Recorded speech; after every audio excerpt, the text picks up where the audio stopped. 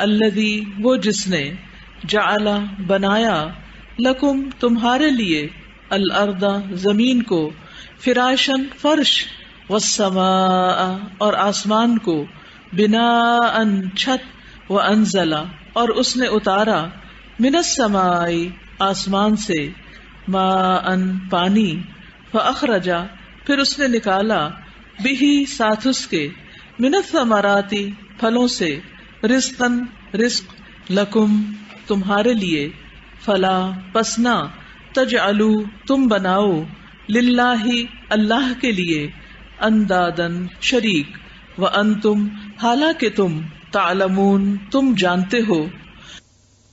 الذی وہ جس نے جعل بنایا، جعل ایک حالت سے دوسری حالت میں لانا. ابھی میں اس سے آگے نہیں جاؤں گی کیونکہ آپ کے اوپر بوجھ پڑ جائے گا کہ یہ کون سے افعال میں سے ہے اور کیا اس کی حقیقت ہے. لیکن آپ دیکھیں گے کہ جعل اپنے معنی بدلتا رہے گا، کانٹیکسٹ کے حساب سے اس کو معنی دیں گے. تو اس کے اگر ایک بات آپ کو جعل کی یاد رہ جائے ایک حال سے دوسرے میں لانا تو انشاءاللہ آپ معنی کر لیں گے. تو جعل جس نے بنایا لکم تمہارے لیے الارض زمین کو، کیونکہ زمین کا پہلے حال کچھ اور تھا نا. زمین و آسمان کی یہاں بات ہوگی تو دونوں پہلے کیا تھے؟ ملے ہوئے تھے. کانتا رتقا ففتقناہما تو ہم نے ان کو الگ کر دیا.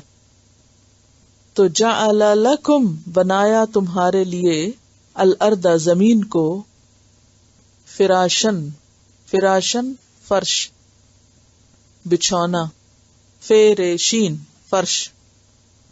فرش کا مطلب ہوتا ہے کسی چیز کو پھیلا دینا پورے کا پورا یا بچھا دینا یا ہموار کرنا. اگر آپ بستر کو ذہن میں رکھیں اپنے بیڈ کو تو فراش بیڈ کے لیے بھی استعمال ہوتا ہے یا نیچے کارپٹ کے لیے بھی استعمال ہوتا ہے فرش. ہمارے یہاں تو فرش صرف کسی مکان کی زمین کے لیے استعمال ہوتا ہے. تو فراشن بیسیکلی پورے کے پورا بچھانے کے لیے استعمال ہوتا ہے اور بچھا کے ہموار کرنا یعنی اس کو اسموتھ کرنا. تو زمین کو تمہارے لیے بچھا بھی دیا پھیلا بھی دیا اور اس کے ساتھ ساتھ اس کو بہت اسموتھ بنایا. والسماء اور آسمان بناء چھت. بناء کا روٹ ہے بے نون. یہ بنا بیسیکلی عمارت کو کہتے ہیں مبنا یعنی بنا کا مطلب تھا بنانا بنائی ہوئی چیز. تعمیر شدہ عمارت کے لیے بنا کا لفظ استعمال ہوتا ہے یا مبنا کا لفظ استعمال ہوتا ہے یعنی بلڈنگ. ٹھیک ہے بے نونیے روٹ بے نونیے. اچھا اب آپ دیکھیے کہ پوری عمارت کے لیے بھی لفظ بنا استعمال ہوتا ہے اور اس کے ایک پارٹ کے لیے مثلا چھت ہے یا دیوار ہے اس کے لیے بھی لفظ بنا استعمال ہوتا ہے. لیکن اگر فرش کے اپوزٹ استعمال ہو رہا ہو بنا تو پھر چھت کا معنی دیتا ہے. ٹھیک ہے زیادہ کنفیوز کر دی اس لیے بہتر تو صرف ایک ہی معنی بتاتی. کہیں اور کام آئے گا آپ کو انشاءاللہ. غور و فکر اسی سے آئے گا جب ایک لفظ کی کئی جہتیں دیکھتے ہیں نا آپ.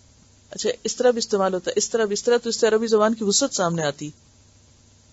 تو بنا بیسیکلی بلڈنگ کے لیے استعمال ہوتا ہے پھر بلڈنگ کے کسی بھی حصے کے لیے استعمال ہو سکتا ہے. لیکن اگر اس کے اپوزٹ فرش آ رہا ہو تو فرش کے ساتھ اگر بنا کا لفظ آئے گا تو چھت کے معنی میں استعمال ہوگا. لیکن اگر ویسے ڈکشنری میں آپ بنا کا معنی دیکھیں گے تو بنا چھت نہیں ہوتی بنا پوری بلڈنگ ہوتی ہے. ٹھیک ہے والسماء بناء وانزل اور اس نے نازل کیا من السماء آسمان سے ماء پانی فاخرج پھر اس نے نکالے بھی ساتھ اس کے. اخرجہ کا روٹ کیا ہوگا؟ خے رے جیم. اردو میں عام طور پر استعمال ہوتا ہے. بھی ساتھ اس کے. ہی کی ضمیر کدھر جا رہی ہے؟ کس کے ساتھ؟ پانی کے ساتھ یعنی پانی کے ذریعے.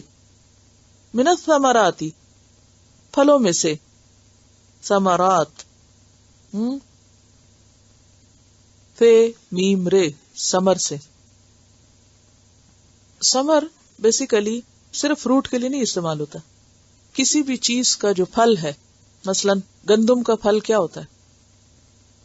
گندم کا ایک پودا ہے نا تو اس کا پھل کیا ہوگا؟ وہ جو دانے ہیں اس کے اندر. ٹھیک ہے. تو یہ فروٹ کے لیے لفظ فواکہ استعمال ہوتا ہے. عام طور پر جب ہم اس کا ترجمہ کرتے ہیں نا تو نکالا ساتھ اس کے پھلوں میں سے رزق تمہارے لیے، تو ہم سمجھتے ہیں شاید پھل ہی کھانے کو پیدا کیے. تو وہ صرف فروٹ کا معنی نہیں ہے. ثمرہ میں کسی بھی چیز کا جو پھل ہے، یعنی جو اس کا خلاصہ نکلتا ہے، وہ معنی ہوتا ہے.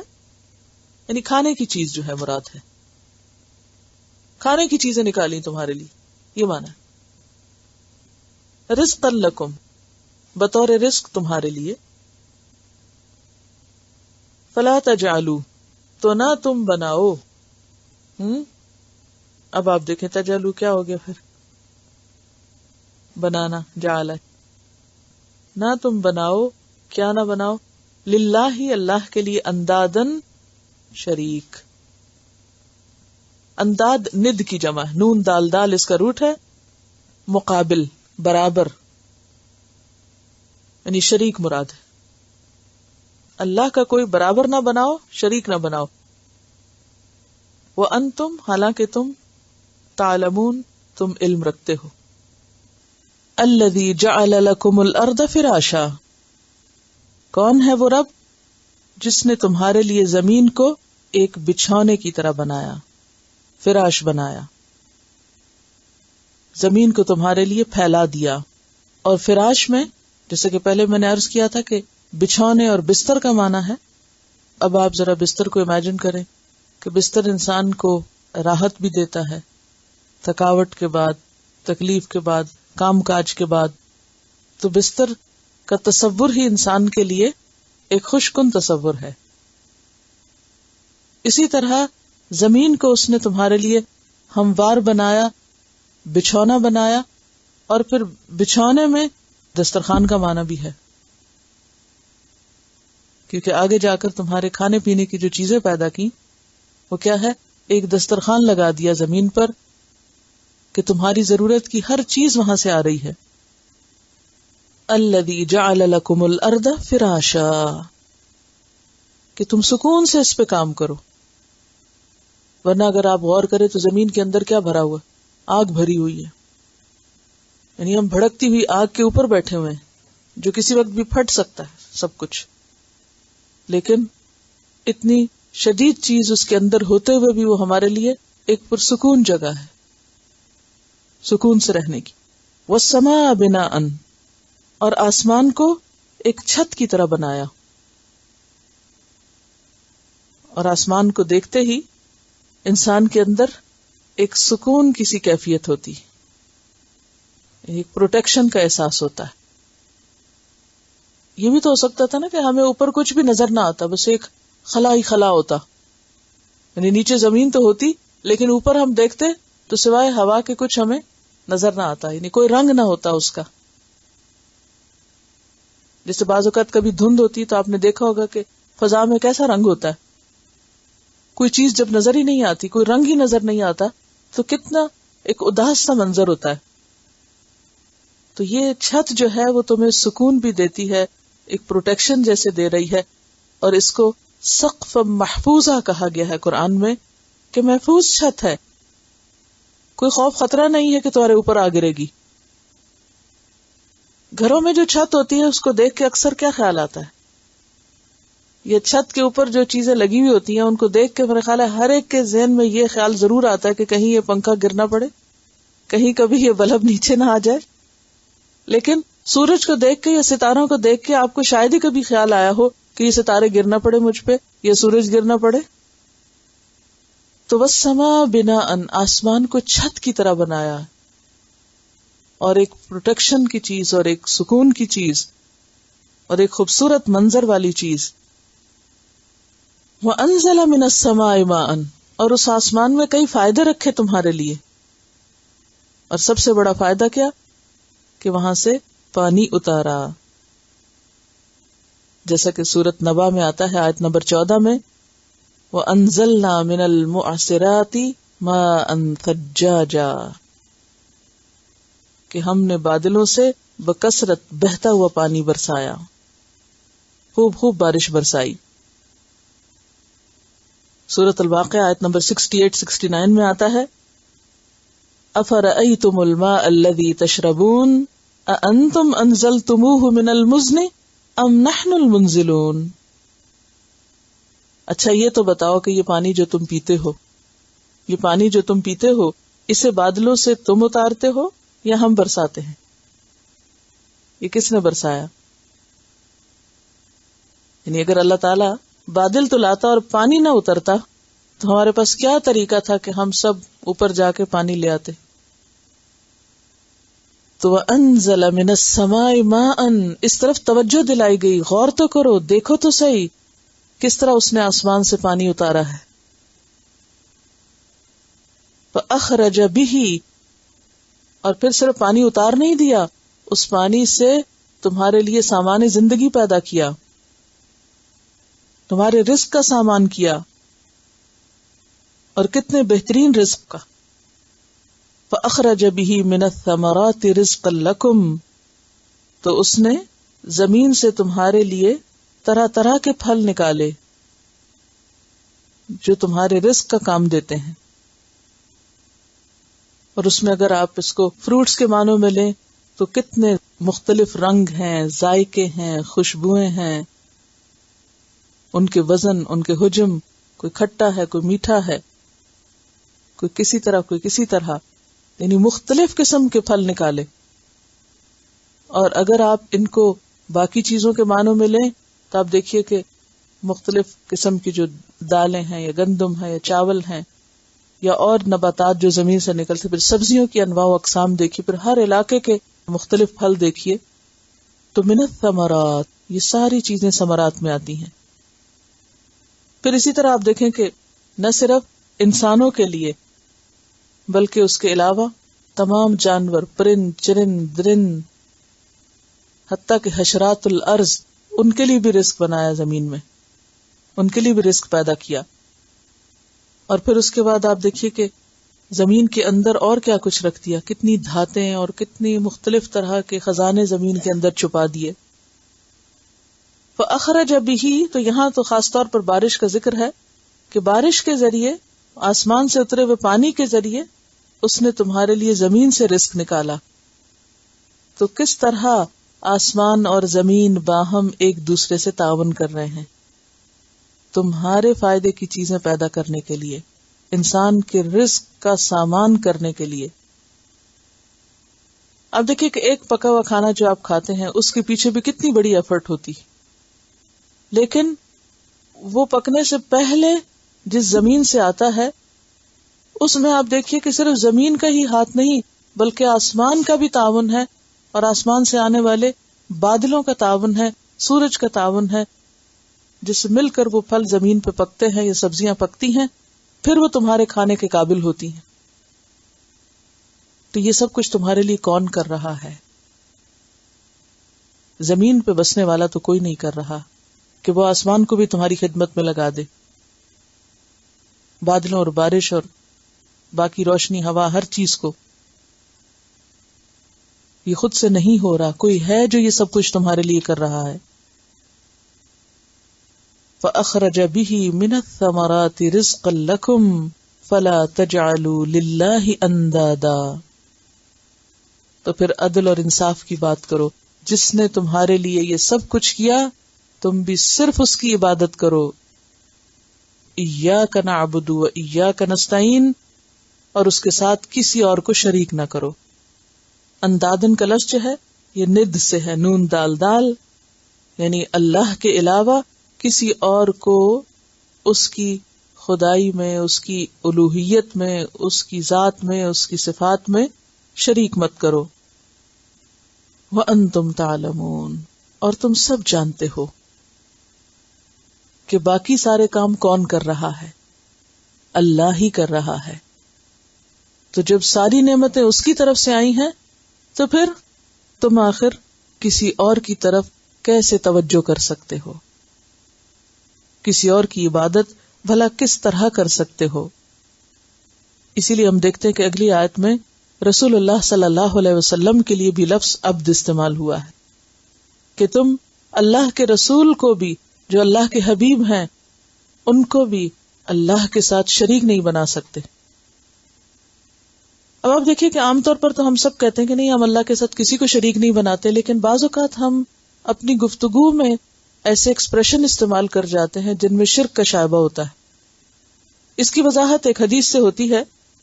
بخاری الادب المفرد کی حدیث ہے کہ ایک شخص نے آپ صلی اللہ علیہ وسلم سے کہا کہ جو اللہ چاہے اور جو آپ چاہیں، جو اللہ چاہے اور جو آپ چاہیں. تو آپ نے فرمایا کیا تو مجھے اللہ کے ساتھ شریک ٹھہراتا ہے؟ یوں کہو کہ جو اللہ اکیلا چاہے، کیونکہ وما تشاءون الا ان یشاء اللہ رب العالمین. تمہارے چاہنے سے کیا ہوتا ہے جب تک کہ اللہ نہ چاہے جو رب العالمین ہے. تو اگر کوئی شخص یہ کہے جو اللہ چاہے اور جو آپ چاہیں تو یہ ایک شرک کا جملہ ہے. ایسا کہنا درست نہیں. لیکن ہم عام طور پر کتنی بے سمجھی سے کام لیتے ہیں. ہم کیا کہتے ہیں؟ جو اللہ کی مرضی جو آپ کی مرضی، اللہ کے حوالے اور آپ کے حوالے. کہتے نہیں یہ باتیں، اللہ کا آسرا اور تمہارا آسرا، یہ سب شرکیہ جملے ہیں. فلا تجعلوا للہ اندادا، اللہ کے ساتھ ایک صیغے میں ایک جملے میں کسی اور کو مت ملاؤ. تو ایسی بات جس میں شرک کا شائبہ بھی ہو اس سے منع کیا گیا. ایک اور حدیث میں آتا ہے کہ حضرت عبداللہ بن مسعود نے رسول اللہ صلی اللہ علیہ وسلم سے سوال کیا کہ سب سے بڑا گناہ کیا ہے؟ آپ نے فرمایا کہ اللہ جو خالق ہے اس کے ساتھ کسی کو شریک ٹھہرانا. یہ صحیحین کی روایت ہے، بخاری اور مسلم کی.